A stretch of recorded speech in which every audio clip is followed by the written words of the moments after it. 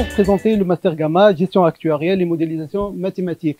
Je suis très honoré d'être accompagné par mes invités. Le terme n'est pas très approprié, mes amis, mes collègues, Monsieur Anis Matossi. Donc, Monsieur Anis Matossi, docteur et professeur en mathématiques, directeur de l'IRA, Institut de risque et de l'assurance de l'Université de Le Mans.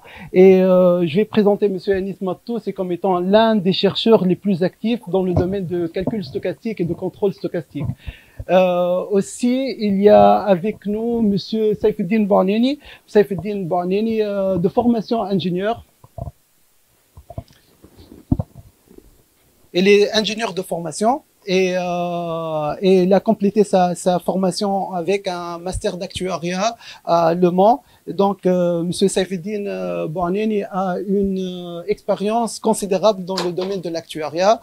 Il a passé 5 ans chez BNP Paribas. Ensuite, il est passé avec d'autres compagnies d'assurance. Maintenant, il occupe le poste d'actuaire senior dans un groupe d'assurance Allianz à Paris.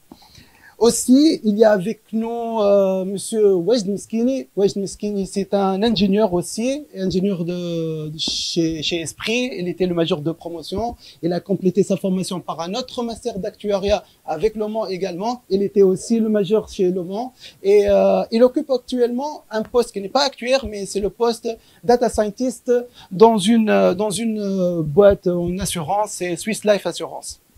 Je remercie mes invités d'avoir accepté cette invitation. D'accord. Sans plus tarder, je vais commencer par présenter globalement le Master Gamma. Donc, c'est un master professionnel. Donc, le Master Gamma, on peut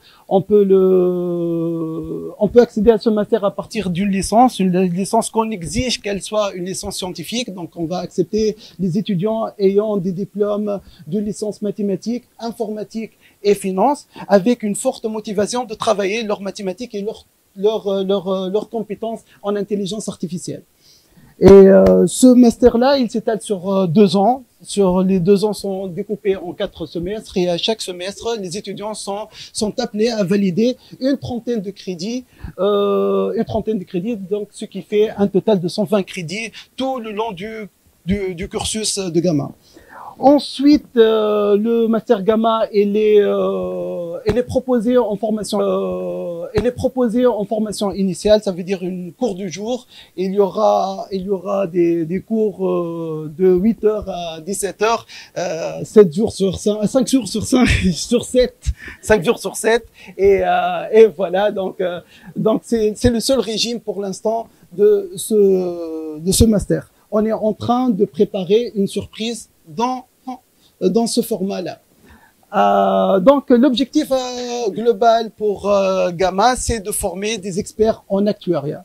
Je sais très bien que la majorité d'entre nous n'ont pas vraiment une idée sur l'actuariat. Qu'est-ce qu'un actuaire? Quel est le métier d'actuaire?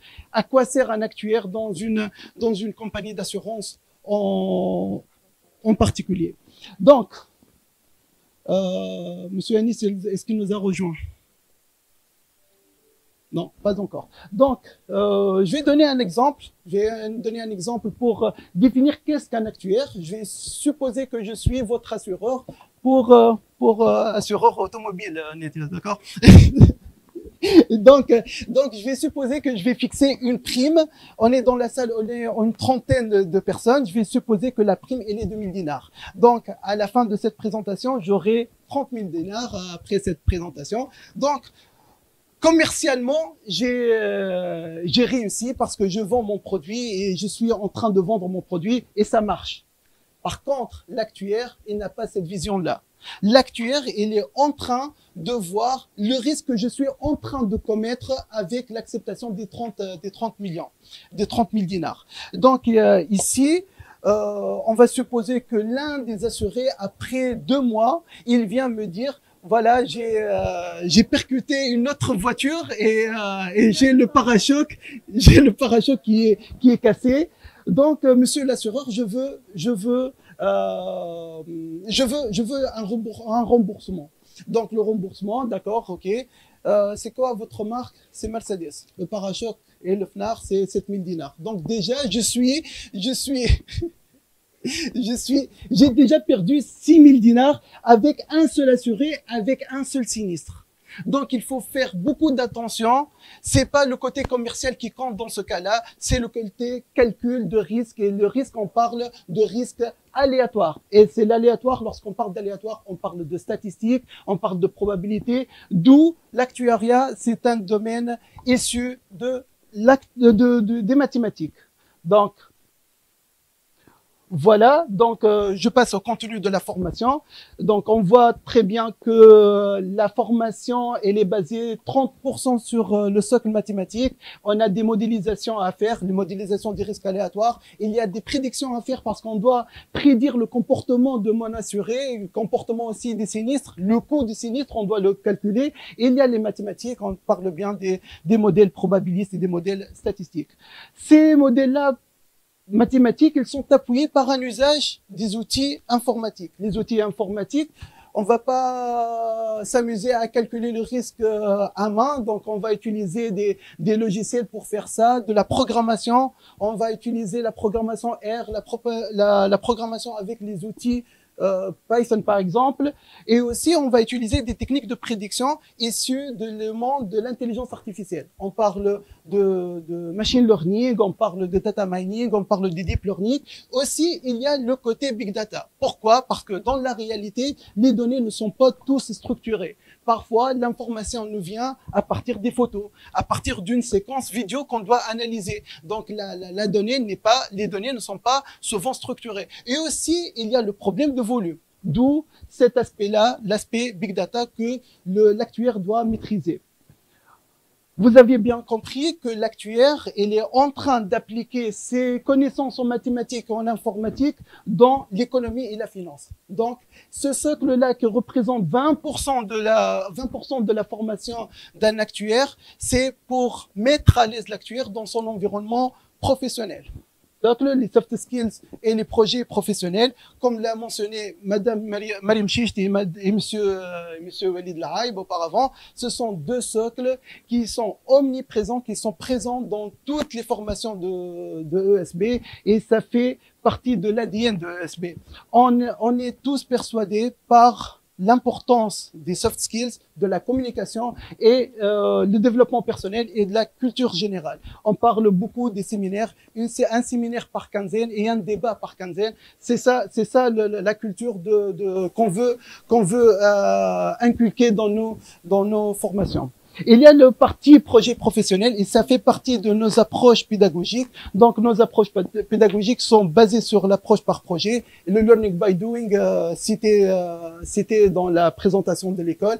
Et voilà, on est dans cette optique-là. Voilà, donc je vais maintenant passer au contenu détaillé des formations. Donc au premier semestre, on s'est fixé deux objectifs. Le premier objectif, c'est consolider les acquis de nos étudiants. Donc on a détecté trois socles. Le premier socle, c'est le socle mathématique avec deux modules, probabilité et intégration et algèbre linéaire. Le deuxième socle, c'est le socle informatique. Il y a la base de données, il y a le module base de données, parce que l'actuaire, il doit comprendre les relations de ces données, des étapes de données. Ce module-là, il est fait avec SQL. Le deuxième module, ce sont les ateliers de programmation. Les ateliers de programmation, on est en train d'utiliser les deux langages les plus utilisés maintenant dans le monde des sciences des données, c'est R et Python. Bon, pour ce socle informatique, on est en train d'utiliser une plateforme qui s'appelle la plateforme de Takmin. Je salue et je remercie du fond du cœur tous les enseignants qui ont contribué à l'élaboration de cette plateforme, parce que cette plateforme, elle va aider énormément nos étudiants afin d'avoir des connaissances et améliorer leurs connaissances en Python et en R notamment. Le troisième socle, c'est le socle comptabilité, parce que l'actuaire, il doit calculer des risques, donc il doit voir des bilans, il doit voir les résultats de son entreprise. L'objectif numéro 2, donc, c'est consacrer des modules plus en rapport avec l'ADN du master. Donc, on va commencer avec les statistiques inférentielles. Les statistiques inférentielles, au lieu de faire une enquête sur, par exemple, tout ESB, qui est 2200 étudiants, on peut faire l'enquête sur une centaine d'étudiants bien choisis. Et ces résultats-là peuvent être inférés à la population mère, à la population d'ESB. Ces techniques-là sont dans les statistiques inférentielles. Ensuite, on a un module, l'introduction à l'assurance vie, non-vie et prévoyance sociale. C'est l'introduction à l'actuariat. Ensuite, il y a la théorie des risques. Si on connaît un risque, si on connaît le modèle du risque, comment je peux utiliser ce modèle pour prédire le risque ou bien prédire le coût du risque. Ensuite, je parlais du socle projet intégré, projet tutoré ou bien intégré, anglais et séminaire métier pour la culture générale. Le deuxième semestre, c'est le semestre clé pour moi, c'est le semestre fondamental dans la formation de Gamma. Donc, on va commencer par le modèle linéaire généralisé. Dans ce module-là, les étudiants commenceront avec des modèles de prédiction en utilisant la régression, en utilisant les techniques mathématiques. Les séries temporelles, donc ça, c'est un module pour voir l'évolution dans le temps d'un phénomène aléatoire et essayer de prédire son comportement futur. Et voilà, les séries temporelles, c'est très à la mode maintenant. On est en train d'utiliser ça dans les bourses. Donc, les séries temporelles, ça c'est une compétence en elle-même. Il y a les fondamentaux de la probabilité. On parle des chaînes de Markov, on parle des martingales, on parle aussi initiation au calcul stochastique. Ensuite, il y a l'actuariat vie et non-vie. L'actuariat vie et non-vie, ça, ce module-là, il est assuré par Monsieur Saifuddin Bouaneni. On parle des normes actuarielles et on parle de solvabilité. Tout à l'heure, je vous ai donné un exemple de technique de calcul dans l'actuariat non-vie, parce qu'on parle d'une assurance automobile. Ça, c'est non-vie. Pour les techniques de vie, ça sera pour les retraites, pour la santé, et ainsi de suite. Ensuite, il y a les méthodes de Monte-Carlo. Les méthodes de Monte-Carlo, elles servent à paramétrer ou bien à optimiser nos méthodes d'approcher les paramètres de notre modèle. Ensuite, il y a le module optimisation numérique. C'est un module très important parce que le module optimisation numérique, il va marier, c'est un mélange entre les techniques d'intelligence artificielle d'une part et les techniques de mathématiques d'une autre part. Donc ce module-là, on va comprendre l'utilisation des machine learning, l'utilisation des algorithmes de machine learning d'une manière mathématique et d'une manière informatique en même temps.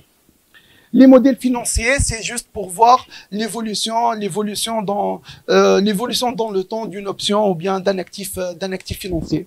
Le management des risques, c'est un peu général. Donc, on est là pour identifier tous les risques d'une assurance, tous les risques d'une entreprise. Il peut s'agir d'un risque financier, il peut s'agir d'un risque économique dans un monde d'incertain. La comptabilité sectorielle, c'est un module dédié aux normes comptables dans l'assurance et on parle des normes IFRS 17, 4 et 9 qui sont dédiées à l'assurance. Le droit numérique et protection des données personnelles, ça c'est un vrai sujet qu'on est en train de débattre, l'RGPD et la qualité et comment on doit utiliser les données personnelles. Toujours, on a notre socle de soft skills, anglais 2, séminaire métier, et toujours, on a notre côté professionnel, projet tutoré. Le semestre 3 et les semestres spécialisés, donc on parle de modèles aléatoires, actuariat pour l'assurance, modélisation et mesure de risque, évaluation et des actifs passifs, ça c'est la gestion des portefeuilles, apprentissage statistique, machine learning, deep learning, big data analytics. On a expliqué l'importance des big data pour un actuaire. 2 modules spécialisés dans l'assurance, droit des entreprises d'assurance et réglementation. Et aussi, on a la gestion du risque de l'assurance. Aussi, on a toujours notre socle projet tutoré. Allez, dans le 4e semestre, on a le stage, donc le stage qui va durer entre 4 et 6 mois, et ça sera en entreprise. Ce stage-là permettra à l'étudiant de découvrir le monde professionnel et de mettre en pratique les connaissances acquises pendant toute sa formation. Voilà, j'ai déjà parlé du concours d'admission. Donc, on accepte les étudiants ayant une licence plutôt scientifique. On parle d'une licence mathématique, on parle d'une licence finance, une licence en informatique. Toutes ces licences-là sont les bienvenues, avec une motivation de travailler le côté intelligence artificielle. Juste pour vous rassurer, le premier de la classe de gamins cette année, dans cette première promotion, il est titulaire d'une licence en finance. C'est pas une licence en mathématiques. Si vous avez peur des mathématiques, non, le premier de la classe, il est issu d'une licence en finance. Donc, si on veut, on peut, en fait. Il faut travailler, c'est la motivation qui compte. L'accès en M2 se fait après une étude de dossier avec le directeur des études. Voilà. Pour résumer, voilà les résumés des compétences des futurs diplômés de gamma.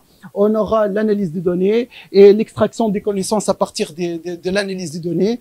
Il y a aussi mettre en place des modèles mathématiques, qu'on va utiliser dans la prédiction et l'explication des phénomènes. Aussi, il y a la maîtrise des logiciels de modélisation et aussi la maîtrise des outils d'aide à la décision.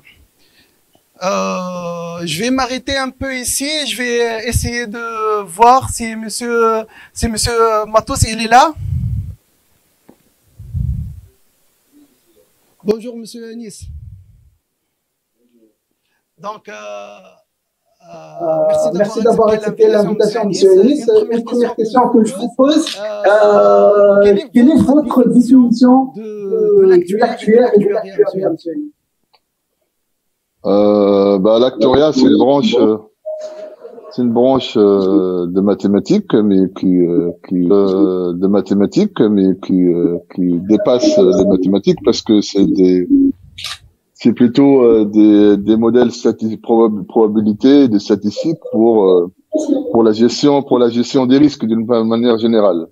Et un actuaire, c'est plutôt un mathématicien ou un chargé d'études actuarielles professionnel qui va spécialiste de l'évaluation, la modélisation et la gestion des risques. Est-ce que vous m'entendez bien ou pas?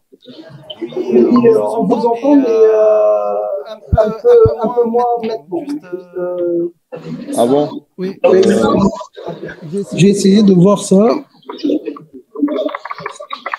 Parce que moi, je suis à l'extérieur, enfin, je suis dans une salle à part, donc il n'y a pas de problème. Je ne sais pas si c'est à cause de mes... Non, vous m'entendez bien là quand je... Oui, c'est mieux. Je peux essayer d'enlever mes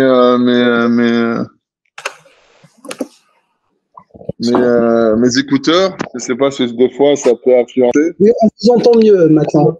Maintenant, bon.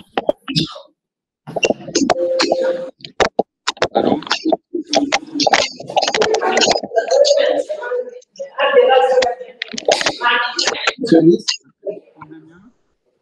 On vous entend très bien maintenant.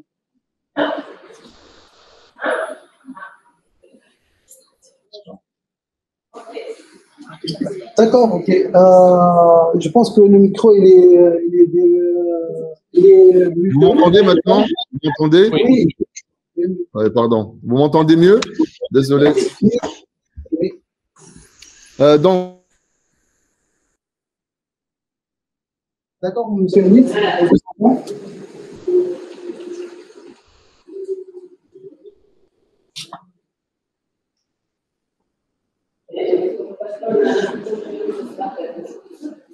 Donc, monsieur Anis, quelle est votre définition? D'accord, le micro est coupé, monsieur Anis. Donc, vous m'entendez là? Vous m'entendez? Oui. Bon, pour moi, un actuaire, je vais répéter pour la troisième fois, un actuaire, c'est un professionnel de l'évaluation, la modélisation, de la gestion des risques. Contrairement à ce qu'on peut penser, c'est dans des nombreux secteurs d'activité, en fait, pas que l'assurance.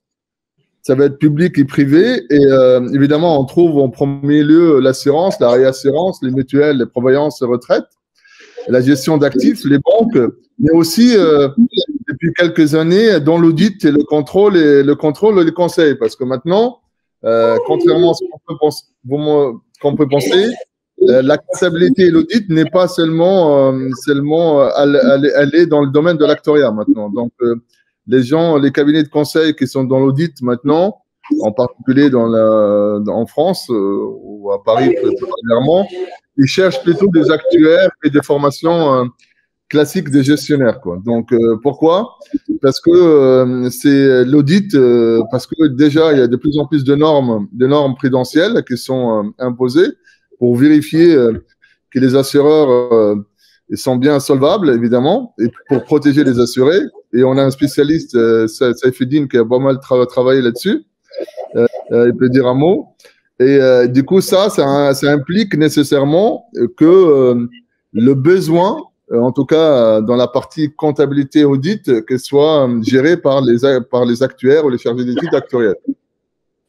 Par exemple, tu as mentionné tout à l'heure IFRS 17, bah, c'est des normes comptables, d'accord, mais qui sont vues d'un point de vue gestion de risque. Donc, pourquoi? Parce qu'il ne suffit pas de faire un tableau et de faire une liste de vérification.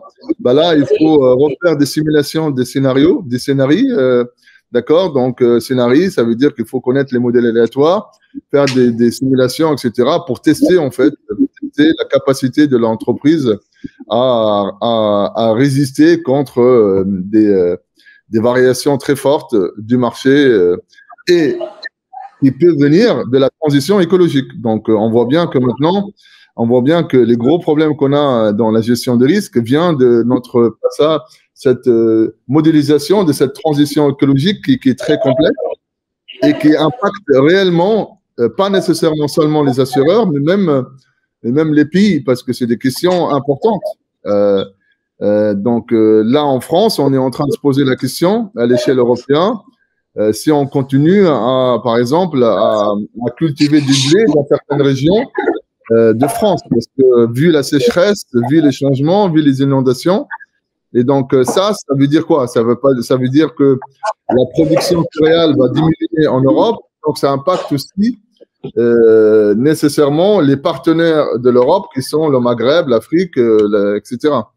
Donc c'est des problématiques beaucoup plus importantes, voilà, qui sont traitées, certes d'un point de vue actuaire, donc qui est un chargé d'études qui connaît bien l'évaluation, les modèles mathématiques, mais je répète que tout ça, on peut l'englober dans une seule thématique qui est l'aide à la décision. C'est ce qu'on fait l'actuaire, c'est une forme d'aide à la décision en utilisant les modèles mathématiques, d'accord? Et on peut, tout ça, c'est l'aide à la décision pour que nos dirigeants ou bien les contrôleurs puissent faire leur travail correctement. Voilà pour moi, je ne sais pas si j'ai répondu à ta question. Oui, bien sûr. Cette réponse très... Je vais poser la question à M. Saifeddine Bornini. Monsieur Saifeddine, on a détecté plusieurs compétences de l'actuaire. Est-ce que réellement on a besoin de toutes ces compétences pour bien faire notre travail en tant qu'actuaire dans le monde professionnel, oui ou non? Ou bien y a-t-il des compétences plus utiles que des autres?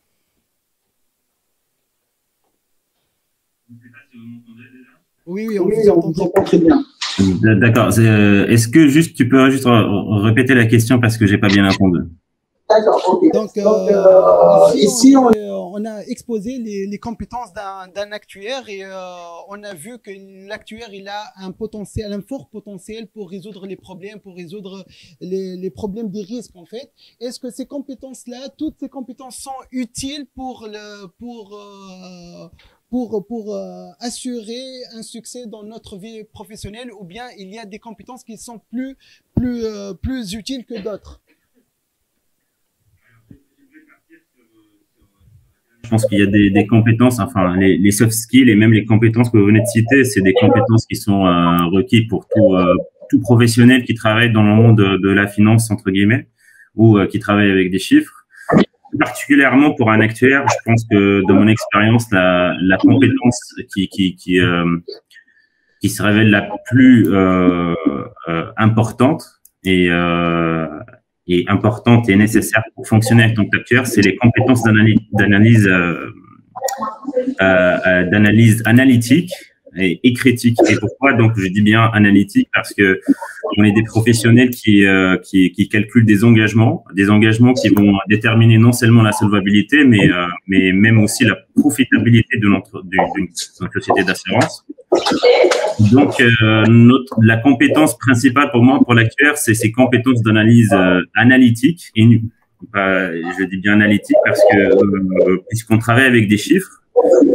L'idée, ce n'est pas seulement de produire des chiffres ou de calculer un risque ou juste de calculer un prix d'un contrat d'assurance. Parce que bien évidemment, les actuaires, il y a plusieurs types d'actuaires. Il faut bien préciser qu'il y a des actuaires produits. C'est des gens qui calculent le prix d'un contrat d'assurance en se basant sur le risque. Et après un certain processus d'appréhension de risque que l'assurance va engager. Mais aussi, il y a des actuaires financiers, ce qu'on appelle les actuaires financiers, comme évoqué Anis, c'est les actuaires qui travaillent sur la partie réglementaire. Et donc, notre rôle, ça ne s'arrête pas juste sur la tâche de produire des chiffres, mais on est attendu sur l'explication de ces chiffres et donc faire parler les chiffres. Et donc ça, je pense que c'est l'une des compétences principales parce que notre rôle, c'est d'expliquer ou raconter une histoire, à travers des chiffres. Et donc pour cela, il faut un esprit d'analyse analytique très pointu. Pour pouvoir maîtriser les chiffres qu'on est en train de produire. Si j'ai bien répondu à ta question. Oui. Bien, donc, vous avez une expérience considérable dans le domaine de l'actuariat. Donc, vous étiez dans plusieurs assurances françaises. Et est-ce que vous pouvez nous dire quel est le taux d'employabilité de l'actuaire en France, à l'Europe, en Tunisie, si vous avez une idée? Une idée très détaillée, non, mais en tant que professionnel du secteur, depuis que j'ai rejoint Nice dans le master de l'actuariat, il y a une émergence qui part vraiment en exponentiel sur la demande des actuaires pour ces compétences, comme j'ai dit, comme a dit à Nice, pour ces compétences pluridisciplinaires.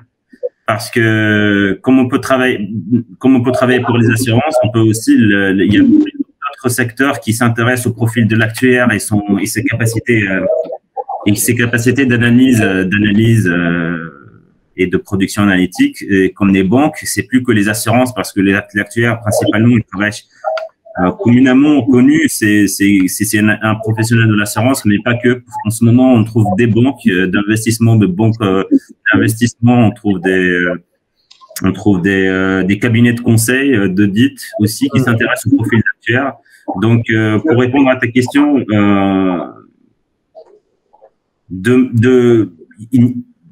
la plupart, je vais dire même plus de 50%, même 1%. Je veux pas dire des chiffres qui sont pas concrets, mais en tout cas, l'actuaire, de toute façon, de mes générations et de mes connaissances, ils sont tous embauchés avant même d'avoir leur diplôme.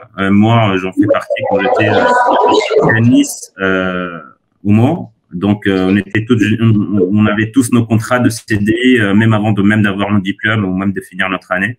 Parce que la demande, elle est vraiment en exponentielle ces dernières années. Elle était le 5e meilleur métier du monde en 2015. Donc, le métier, il continue sa progression, non seulement pour les assurances, mais aussi parce que la demande s'est élargie sur plusieurs secteurs. D'accord. Donc, juste une petite question. Est-il vrai que les actuaires sont très bien payés?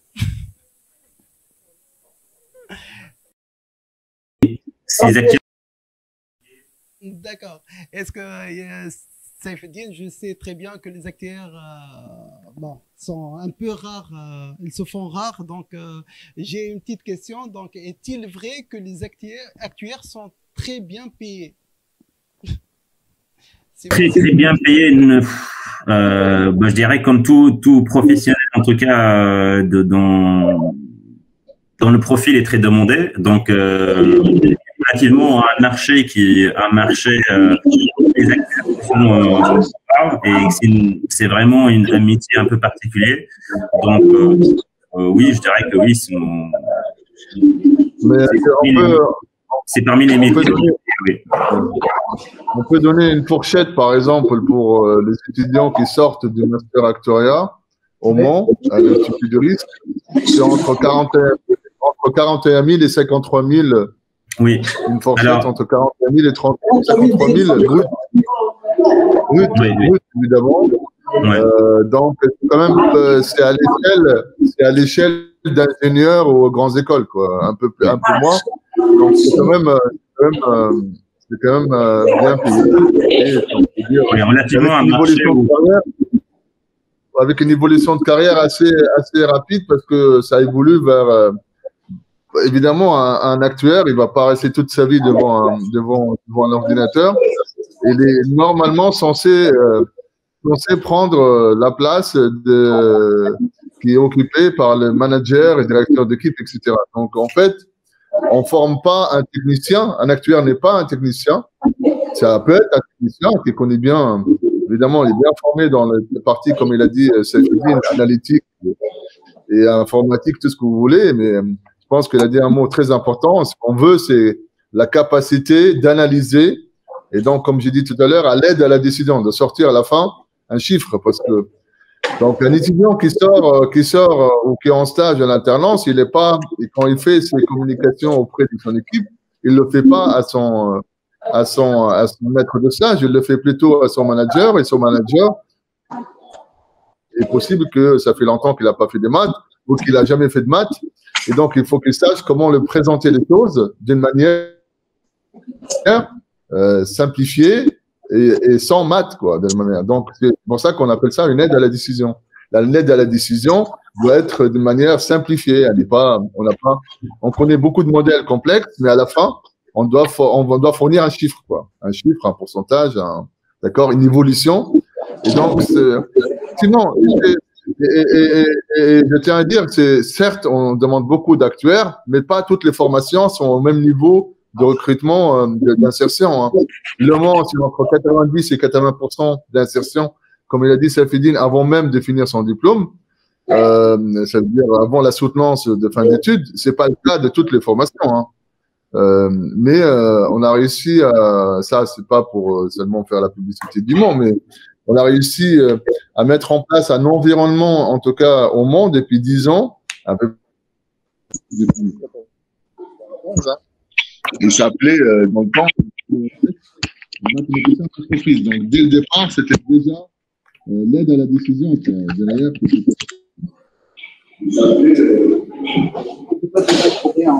Excusez-moi, parce que ça fait, non? D'accord, oui, merci, monsieur Elis. C'est à monsieur Wajd Miskini qui a, en fait, je rappelle, qui a choisi de ne pas faire de l'actuariat, même s'il est actuaire. Il n'est pas là, monsieur West. Donc, il a choisi d'être data scientist dans une entreprise d'assurance chez Swiss Life Assurance. Et, West n'est pas là, donc je vais répondre à sa place, en fait. West, il se sent très bien dans cette assurance, dans le département marketing.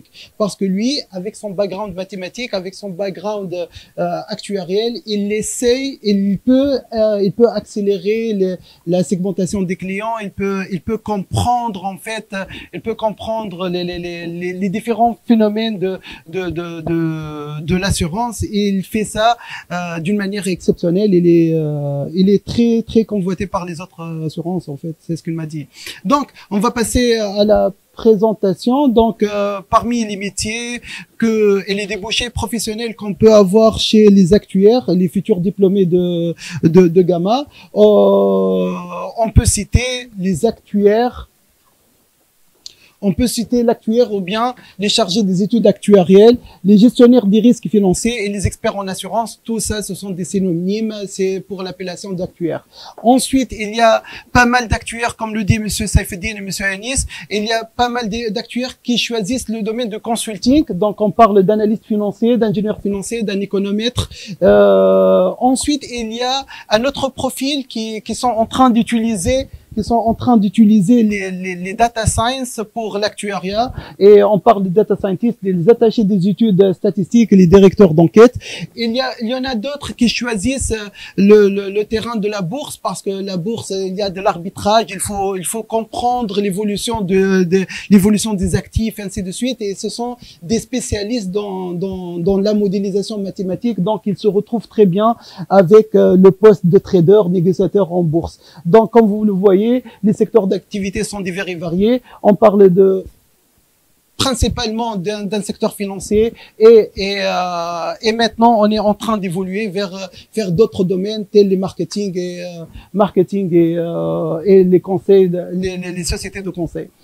Alors, donc maintenant, on parle de la mobilité. En fait, le master Gamma, gestion actuarielle et modélisation mathématique, est proposé en double diplôme avec l'université de Le Mans, le master actuariat de Le Mans. Donc, je cède la parole à Monsieur Anis Matossi pour nous présenter le master actuariat, et c'est lui qui gère le master actuariat de Le Mans. Je ne sais pas si je vais dire deux mots seulement, mais en tout cas, le master du Mans, il est partenaire du master Gamma de ESB. On a aidé même à monter ce master-là. Donc, ce master-là, il a, on peut dire, quelques chiffres. Donc, oui,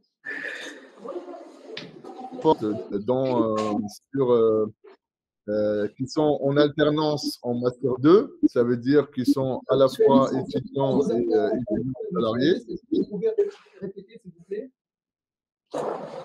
Quelques chiffres. J'ai dit qu'il y a à peu près une cinquantaine de diplômés chaque année, sans compter les diplômes en double diplôme à esprit dans la formation d'ingénieur, data science et infini, qui sont à peu près entre 15 et 20 étudiants chaque année. Et donc, ces diplômés-là, pardon? On vous entend, monsieur. Et ces diplômés-là, ils sont en fait insérés à peu près, comme j'ai dit tout à l'heure, entre 90 et 95%. Ils sont insérés dans le monde professionnel avant même de finir leur diplôme, en tout cas. Tout simplement parce que maintenant, depuis l'année dernière, en tout cas depuis 2021, cette rentrée, on a plutôt organisé la formation d'actuariat du Mans sur 3 ans. Ça veut dire à partir de la L3, mathématiques et applications, plutôt mathématiques et applications et économie, parce qu'il y a un double diplôme pour la première année. Ça veut dire les gens qui arrivent en première année de l'école d'actuariat, à la fin, ils sortent par un double diplôme en licence mathématiques et économie. Après, la deuxième année, c'est le M1 actuariat, et la troisième année, c'est le M2 actuariat. Et donc ça, c'est une école dans le même format que l'école de l'ISFA à Lyon, que l'ISUP à Paris, et dans l'objectif, évidemment, d'obtenir l'accréditation, j'espère, assez vite maintenant avec l'Institut des actuaires. Et pourquoi on pense qu'on se compare à des écoles comme l'ISFA et l'ISUP, qui est quand même des très anciens. Hein. Je pense que l'ISFA, ça a été créé en 1932, je crois. C'est très, très, très ancien. Je crois que l'ISUP, cette année, il fête les 100 ans de l'école. D'accord? Je vous laisse calculer. Comme vous êtes des matheux, vous pouvez calculer depuis quand l'ISUP a été mis en place. Donc, vraiment, c'est... Et donc, l'IRA, en tout cas, l'Institut du risque, avec son école, se positionne comme ces écoles-là. Pourquoi? Parce qu'on a aussi choisi, comme ces écoles-là, de développer pas seulement la formation, mais aussi la recherche appliquée et l'innovation avec les partenaires. Par exemple, depuis 2010, on a InShare avec MMA qui est hébergé à la Fondation des risques de l'Institut Louis Bachelier sur les risques émergents ou atypiques en assurance. Depuis janvier, ça a été renouvelé encore pour 3 ans, janvier dernier. Aussi, on a mis un projet de recherche appliquée avec Groupama Centre-Manche sur l'impact de la transition écologique en assurance. Sans compter qu'on développe de plus en plus de la recherche sur la gestion des risques, tout en utilisant notre spécialité derrière, qui est quand même calcul les modèles aléatoires et statistiques, qui sont notre reconnaissance de l'équipe, le laboratoire Monceau de mathématiques. Voilà. Donc, en fait, pour moi, la réussite d'une formation, elle n'est pas seulement que la formation, il faut aussi développer la recherche et l'innovation en même temps. Tout simplement, on ne peut pas être à la pointe, on ne peut pas être à la pointe des outils qui sont utilisés en entreprise si on ne suit pas aussi l'évolution de la recherche et l'innovation dans la gestion de risque, en particulier en actuariat. Donc, voilà. Donc, évidemment, le master du Mans ou l'école d'actuariat Mans, c'est vrai, tous ceux qui l'ont fait, Saïfeddine peut en témoigner. Pareil, ouais, je ne sais pas. Donc, c'est vrai que c'est une formation très, très difficile en termes de travail, parce que tout simplement, si on veut être à la pointe de tous ces modèles, il n'y a pas que le modèle. Si vous arrivez avec les maths seulement, ça ne suffira pas. Donc, pour les maths, il faut les outils informatiques. Il faut être les outils informatiques les plus modernes possibles. Ça veut dire qu'il faut tous les ans changer, s'adapter. Le troisième point, c'est tout ce qui est annexe ou plus transverse, comme l'économie, le droit, qui sont très importants pour comprendre les problématiques. Et tout ça, il faut ajouter toutes les spécificités des maths pour la gestion des risques qu'on appelle actuaire. Donc, il y a l'actuaire en vie, la réassurance. Toutes ces choses-là, elles vont être enseignées comme on est. C'est pour ça qu'on a créé l'école pour 3 ans, en fait. Parce qu'il faut du temps pour couvrir tous les si vous voulez, le cours syllabus qui a été fixé par l'actuaire. D'accord? Et l'actuaire, en fait, il revient à la définition d'actuaire, il faut qu'il rentre en entreprise en tant que cadre, mais qui est capable d'évoluer tout le temps pendant sa vie professionnelle.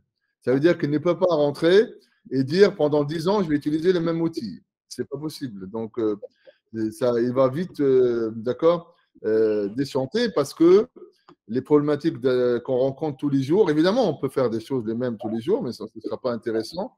Donc, l'actuaire est aussi demandé à être capable d'évoluer ses connaissances tout le temps. D'accord? C'est pour ça que c'est très difficile d'avoir le titre d'actuaire. En fait, le titre d'actuaire a mis la barre haute pour cette raison-là. Pas seulement pour chercher la rareté, mais parce que les actuaires, ils sont responsables quand même, responsables de la gestion des risques, comme un médecin responsable d'une maladie, de bien trouver la maladie quand il a un patient devant lui. Donc, c'est pareil. Donc, c'est des responsables. Donc, il ne peut pas seulement se fier à des connaissances qu'il a apprises en master seulement. Donc, on doit évoluer et apprendre toute la vie. D'accord? Donc, il faut avoir cette capacité. Et c'est pour ça que les maths, et je peux te reprendre un peu ce que tu as dit tout à l'heure. Certes, moi, je ne suis pas d'accord avec toi, même Ayman, c'est que les maths, c'est quand même très important. Ça veut dire, on peut réussir, mais si j'en renvoie le premier de la classe que tu as dit, qui a fait le licence en finance, si on remonte un peu, s'il a réussi, il a su s'adapter avec ses capacités. Mais ça ne veut pas dire que sans maths, on peut réussir. Ça veut dire qu'il a appris, il avait la capacité d'assimiler les maths quand on est rentré, d'accord? Mais on ne peut pas, je pense que c'est très important, le message qu'il faut dire à tout le monde, extérieur, il faut avoir un bagage mathématique, informatique, et si vous n'avez pas ce bagage-là, il faut avoir la capacité de s'adapter et d'apprendre très vite. Donc c'est ça, mais le passage des maths est obligatoire, d'accord? Saïfeddine ne pourra pas me contredire. Mais il avait sa force en informatique et quand il est arrivé au Mans, je me rappelle, bah, il a beaucoup travaillé les maths pour être dans le niveau en sortant. Il maîtrise toutes les techniques et c'est ce qu'il fait maintenant. Donc, je ne sais pas, mais en tout cas, il peut être témoin qu'en pratique, il utilise tout. En fait, c'est une alchimie, en fait, quelque part à la fin, mais on utilise tous ces ingrédients en même temps. D'accord? Et je répète une dernière fois, après, je vais m'arrêter parce que je suis trop bavard.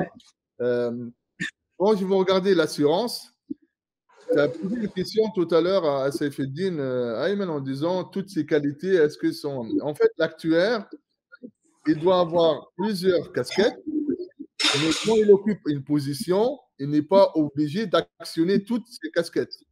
Ça veut dire qu'il peut changer de casquette à chaque fois et faire des choses. Donc, il peut même travailler dans l'audit à l'intérieur de l'assurance, il peut travailler dans la gestion d'actifs, il peut travailler dans la tarification, ça veut dire calculer les primes, il peut travailler dans l'approvisionnement, ça veut dire qu'il faut savoir couvrir le risque derrière, d'accord? Donc, dans tous ces secteurs d'assurance, réassurance, marketing, c'est très important les techniques actuarielles en marketing, mais en fait, il ne va pas les actionner en même temps. Sauf que quand tu es actuaire ou chargé d'études actuarielles, tu peux changer, on ne s'ennuie pas. Donc, on peut changer des spécialistes. Il y a quelqu'un qui fait la cuisine qu'on entend bien derrière. Hein, mais... donc, voilà. Donc, en fait, pour finir, c'est vraiment un métier très riche, la chargée d'études actuarielles, de manière générale. Ça permet aux gens de changer de métier à l'intérieur de l'assurance ou pas, mais en utilisant les outils qu'il a appris en master. Donc, Monsieur Anis, je vous remercie pour cette réponse et aussi je dis à remercier tout le master actuariat de Le Mans pour le soutien qu'ils ont donné à notre master Gamma, puisque plus que 40% des modules du premier semestre, lorsqu'il y avait une pénurie de qualité et de ressources humaines, ils ont assuré la majorité de la charge horaire. Je tiens à remercier Monsieur Anis Matossi qui a assuré beaucoup de modules, Monsieur Samir Ben Hariz qui a fait beaucoup de modules, Madame Wissal Saber de Le Mans aussi qui a rejoint Le Mans, Monsieur Wajd Miskini qui est diplômé de Le Mans, Monsieur Saifeddin Bouanini de Le Mans aussi, Monsieur Saifallah Malik. À Esprit, oui, il a commencé son parcours à Esprit. Je remercie Saifallah Malik de Le Mans aussi, Khouloud Sfeya, qui a intervenu sous votre supervision.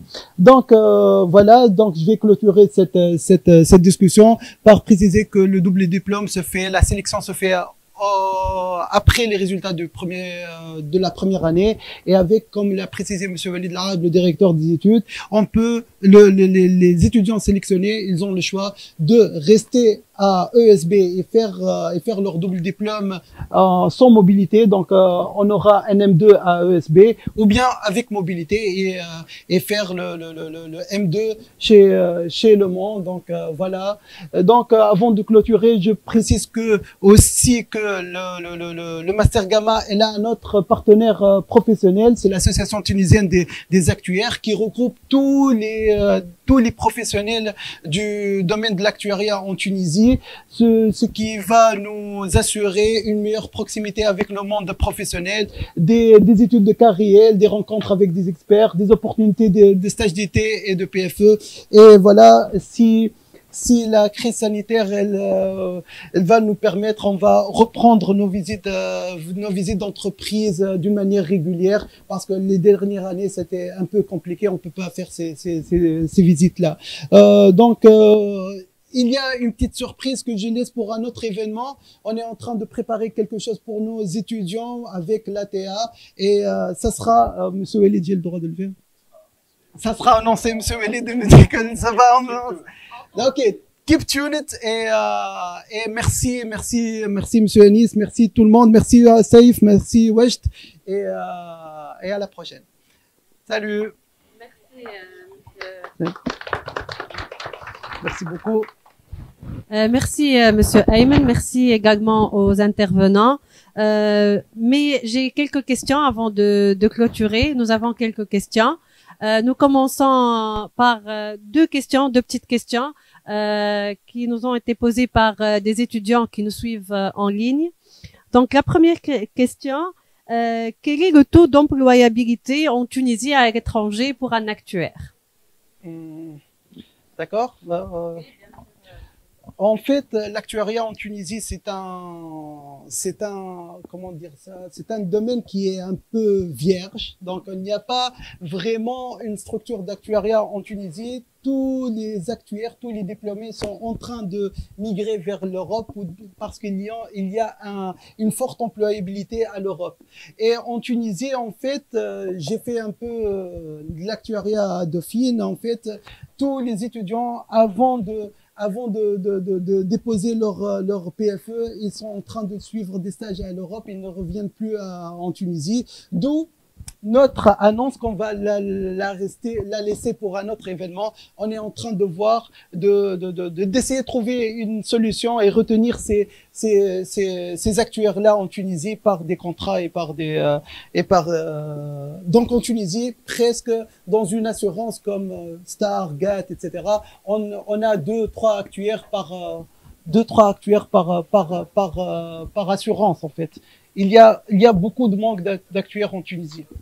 D'accord, très bien. Merci. Donc, on voit bien que le marché en Tunisie, il demande des actuaires. Donc, voilà une belle opportunité pour vous. Une deuxième question. Vous avez évoqué tout à l'heure la plateforme TechWin. Vous avez parlé de la plateforme TechWin. Est-ce que vous pouvez nous parler plus de cette plateforme? Oui, avec plaisir en fait. La plateforme TechWin, c'est une plateforme qu'on met à la disposition des étudiants pour atteindre un certain niveau en programmation et dans les techniques on va dire de programmation. Donc si on veut